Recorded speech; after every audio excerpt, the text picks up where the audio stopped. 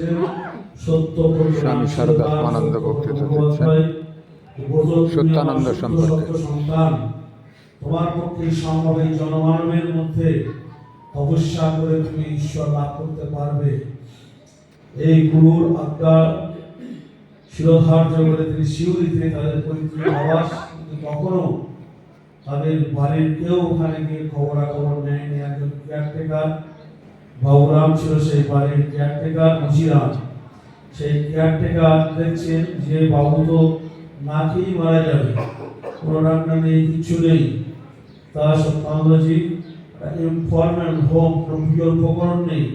ওই জামের পাতা ডাল যা ভেঙে পড়তো সেই জামগায় আজও রয়েছে। সেই জামের ডাল পাতা দিয়ে শুধু অগ্নি জ্বালিয়ে অগ্নি সেবা করতেন। মুজিরাম ওই বাজার থেকে ভিক্ষা করে কখনো আলু, কখনো কচু, কখনো বেগুন একটা দুটো নিয়ে আসতেন, নিয়ে সেই হোমের ওই হোমাগ্নিতেই দিয়ে দিতেন। এরাই ছিল তার খাদ্য এবং জল। ভোরে উঠে তিনি জল একটা বড় হাঁড়ির মধ্যে জল দিতেন, সারাদিন জল খেয়ে থাকতেন। পরবর্তীকালে আমাদের যারা তার সান্নিধ্য করেছেন, যারা সন্ন্যাসীরা বা পরবর্তীকালে অনেক সন্ন্যাসিনী মায়েদের একটা ব্রত, কেউ তাকে সাধারণ মানুষের মতো খেতে দেখেননি। আমরা যারা স্বাভাবিক জীবনযাপনে যেভাবে আহারে অভ্যস্ত, সত্যানন্দজি সে থেকে অনেক ঊর্ধ্বে ছিলেন। তার জীবনটা হচ্ছে তপস্বিত, তপময়। তিনি দীর্ঘদিন এই যে ভগবানমুখী হয়ে জগৎটাকে পিছনে রেখে ভগবানকে সামনে রেখে তিনি তপস্যা রত ছিলেন। তারপর যখন ওই ফুল যেমন ভ্রমণ আপনি আসে, সেই রকম শিউরিতে সে পাঁচিল টপকে ছেলেরা, এখানে এক সাধু বাবা আছে, তারা এসে সাধু বাবাকে বলে যে সাধু বাবা আমাদের ফুটবল খেলা আছে, তুমি আমাদের আশীর্বাদ করে জন্য সেই ফুটবল খেলায় জয়ী হতে পারে। তো সাধু বাবার আশীর্বাদ বলতো ওই হোমের ভস্য, যে হোমের তিলক তোমরা নিয়ে যাও আর জানবে ঠাকুর তোমাদের সঙ্গে খেলছেন। এইভাবে তিনি মোটিভেট করে দিতেন যুবক ছাত্রদের। তিনি সেই হোমের তিলক লাগিয়ে ছাত্ররা জয়ী হলো। এই হলো সাধু বাবার কাল। সাধু বাবা যেন এইসবই সিদ্ধ। তারপরে তাদের বাবারা আসেন, সঙ্গে মায়েরাও আস্তে আস্তে এই সাধু সঙ্গ করতে লাগলেন। জীবনের উদ্দেশ্যকে সামনে রেখে এই কঠোর তপস্যায় রত সন্ন্যাসী এবার জগতের দিকে মুখ ফেরাচ্ছেন। তখন ব্রিটিশদের আমাদের শিক্ষা, আমাদের স্বাস্থ্যের বড় দুরবস্থা। তিনি শুনলেন যে কোনো মা প্রসব করতে গিয়ে মারা গেছেন। তখন তিনি বেদনায় দুঃখে কাতর হয়ে যে সমস্ত ভক্তরা আসেন তাদের মায়েরকে বললেন, তোমরা কলকাতায় গিয়ে এই ধাত্রী বিদ্যা শিখে এসো, আমি আমার পিতৃদেবকে বলে দিচ্ছি, চিঠি লিখে দিচ্ছি, আমার পিতৃদেব ব্যবস্থা করে দেবে। এই হয়ে গেল জগৎমুখী, জগৎ কল্যাণ। তো স্বামী বিবেকানন্দ বলেছেন যে আত্মার মোক্ষার্থম জগৎ হিতায়। তিনি আত্মমুক্তি সাধনায় রত ছিলেন এতদিন। এবার জগতের দিকে যখন চেয়ে দেখলেন, তখন এইভাবে শিউরিতে প্রথম রিক্সা গেল। আমাদের যারা প্রথম গুরু মহারাজ, অধ্যক্ষ মহারাজ ছিলেন, তখন তারা ছাত্র যুবক তারাই রিক্সা চালায়, সাধারণ মানুষ রিক্সা চালাতেই জানে না। তো এইভাবে শুরু হলো জগৎ কল্যাণের কাজ। বাচ্চারা, বাবারা আসে, মায়েরা আসে, বাচ্চারা এসে সাধু বাবার কাছ থেকে যেতে চায় না। তাদের খেলার সাথী হয়ে গেল সাধু বাবা। তিনি অত্যন্ত ভালো ব্যাডমিন্টন খেলতেন। ওই খরম পায়ে এক কাপড়ে থাকতেন, দুটি কাপড় কোনোদিন গায়ে দেননি। সেই একটি কাপড় পরে তিনি তড়িৎ গতিতে চলতে পারতেন। এই খরম পরে সেই বাচ্চাদের সঙ্গে খেলাধুলো করছেন। লেখাপড়া করবি বলে আমরা সাধু বাবার কাছে লেখাপড়া করবো। সাধু বাবার কাছে না আছে বই, না আছে খাতা, না আছে স্লেট পেন্সিল। সাধু বাবার স্লেট বলতে এই ধরে যে স্লেট আর কাঠ কয়লায় তার পেন্সিল। এইভাবে তিনি কত গান রচনা করেছেন, হারিয়ে গেছে কালের প্রভাবে। কিন্তু এই যে বাচ্চারা আসে, এসে সাধু বাবার কাছে পড়বে, সাধু বাবা তখন কি করবেন, বর্ণ পরিচয় করাচ্ছেন। অয় অবতার এলো তুলে, আয়ে আমের মনে খেলতে ভুলে, হস্যইতে ইন্দ্রধনু মাথায় একা, দীর্ঘইতে ঈষৎ হাসি ঝিলিক রেখা। এইভাবে স্বরবর্ণ ঠাকুরকে কেন্দ্র করে তিনি স্বরবর্ণ রচনা করে ফেললেন। ব্যঞ্জন বর্ণ কয়েক কামার পুকুর গ্রামের কোলে, ছয় খুশির জোয়ার নিতুই চলে, ভয়ে গলায় সেতায় বুকের ধন, ভয়ে ঘরে ঘরে পাতে আসন। এইভাবে স্বরবর্ণ ব্যঞ্জন বর্ণ মুখস্থ করে সব বাচ্চারা। তারা ওই অজগার এলো থেকে আপনি আমি খাবো পেরে তাদের আর শেখা না হয়ে তাদের মধ্যে শ্রীরামকৃষ্ণ টুইট প্রশ্ন করে দিলেন। আমারও সৌভাগ্য হয়েছিল এই বইটি নিয়ে, এই গলাধরের অবাক বইটির নাম, এই বইটি নিয়ে আমার হাতে তৈরি হয়েছিল। আজকে বুঝতে পারি সেই বইটির কত মূল্য, কত তাৎপর্য সে তখনকার দিনে বুঝতে পারিনি, কারণ তখন বোধ শক্তি থাকার কথাও নয়। তো সেই বইটা আমার কাছে অমূল্য। আমি প্রায় ভক্তির কথাটা বলি যে সত্যকারণের কিভাবে তিনি ছাত্র শিশু বলে শ্রীরামকৃষ্ণকে প্রথিত করেছিলেন। এই ছিল তার সাধনার নির্যাস।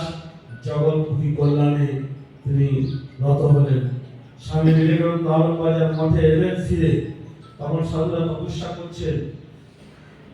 ঠাকুরের কথায় ঈশ্বর লাভের জন্য তারা উন্মুখ। খাওয়া পড়ার ব্যবস্থা নেই, একবেলা খাওয়া হয়তো, একবেলা খাওয়ার কোনো কিছুই নেই। এইভাবে কলানগর মঠ এবং আলমবাজার মঠে কঠোর তপস্যায় তারা যখন রত,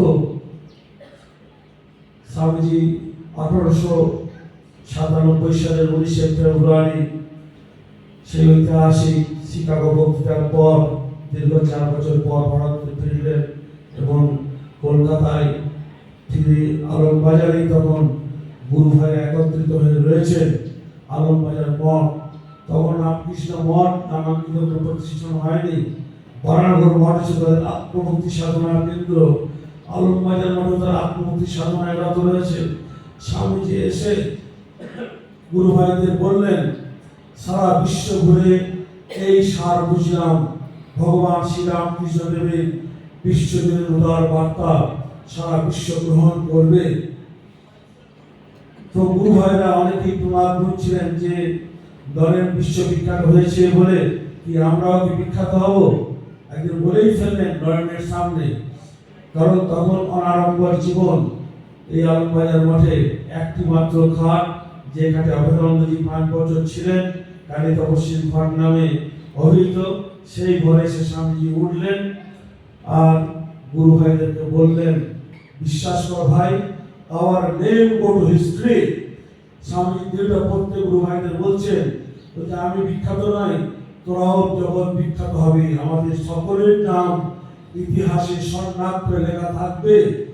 যখন তারা খেতে পায় না, পড়তে পায় না, স্বামীজি দুইটা পড়তে গুরু ভাইদেরকে কথা বলছেন।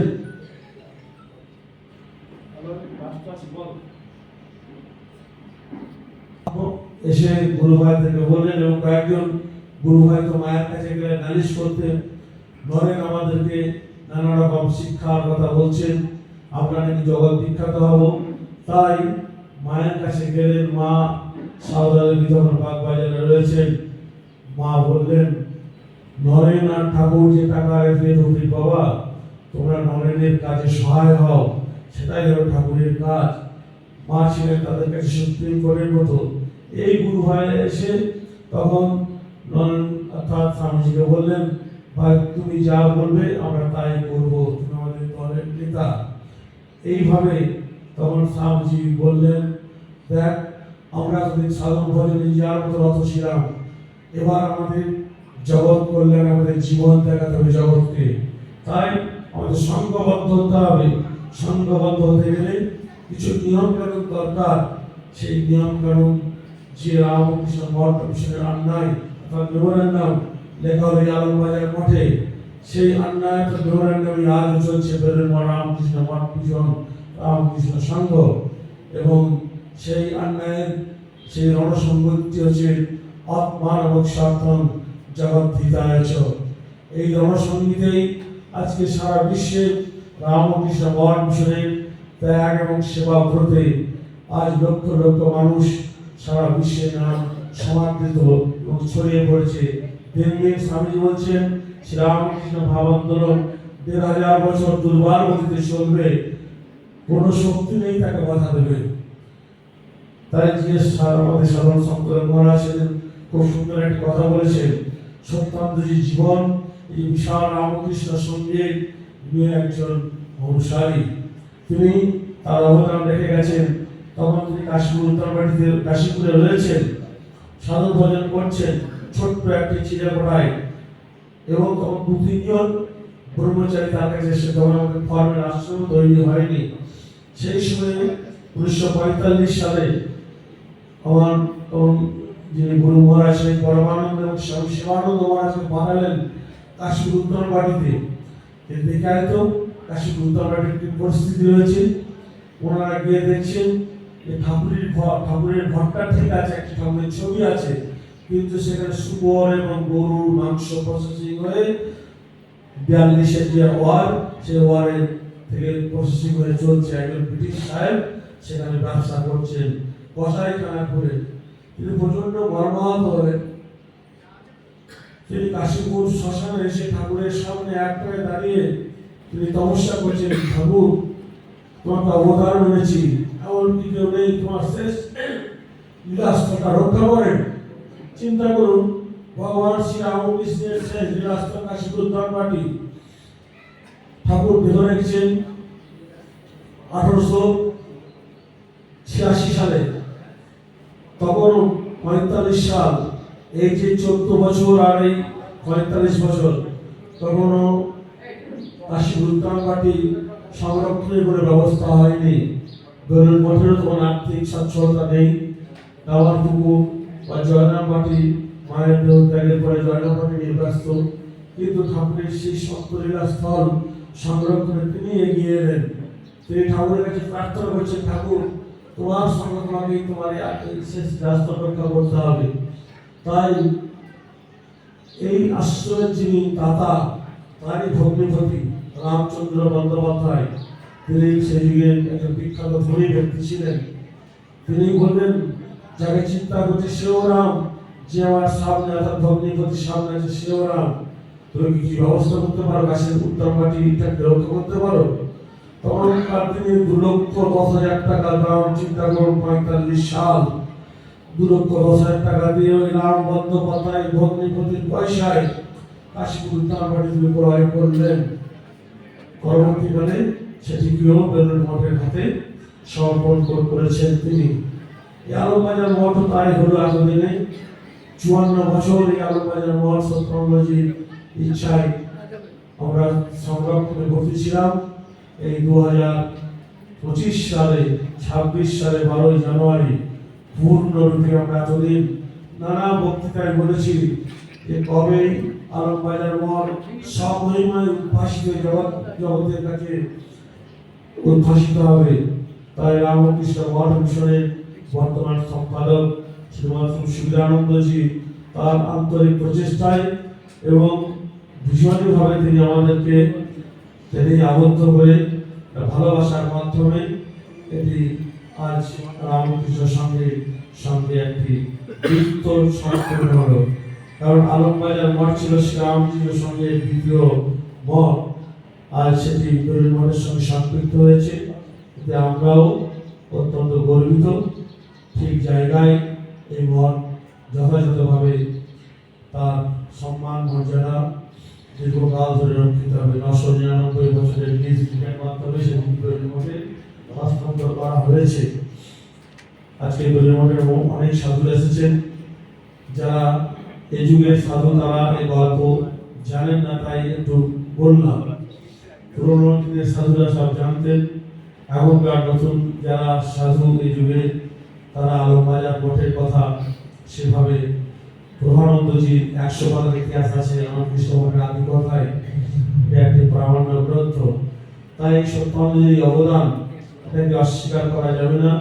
রামকৃষ্ণ মঠ মিশনের কর্তৃপক্ষ, পূজনীয় সাধারণ সম্পাদক মহারাজ তাই কথা দিয়েছেন যে আলমবাজার মঠেও সত্যানন্দ মেমোরিয়াল থাকবে, এর জন্য আমরা কোনো আর্থিক স্বামী শারদাত্মানন্দ এদিকে আমরা মধু মহারাজ বক্তৃতা দিচ্ছেন আলমবাজার মঠে সত্যানন্দ সম্পর্কে। রামকৃষ্ণ মঠ মিশনের হাতে সমর্পণ করে কৃতার্থ হতে পেরেছি। অন্যান্য সাধুরা আছেন। এই মঠ যুগ যুগ ধরে স্বামীজি যেখানে 118 দিন ছিলেন এবং সেখানে সিঙ্গাপুর মোনালিয়া অজিত সিং স্বামীজি সেই সময় যার সহযোগী শিষ্য অথচ বন্ধু ছিলেন অজিত সিং, সেই অজিত সিংও এখানে এসেছেন। অনেক বহু প্রথিত যশাবিদদের এই মঠে স্বামীজির সঙ্গে দেখা করতে এসেছিলেন। সত্যানন্দজি এই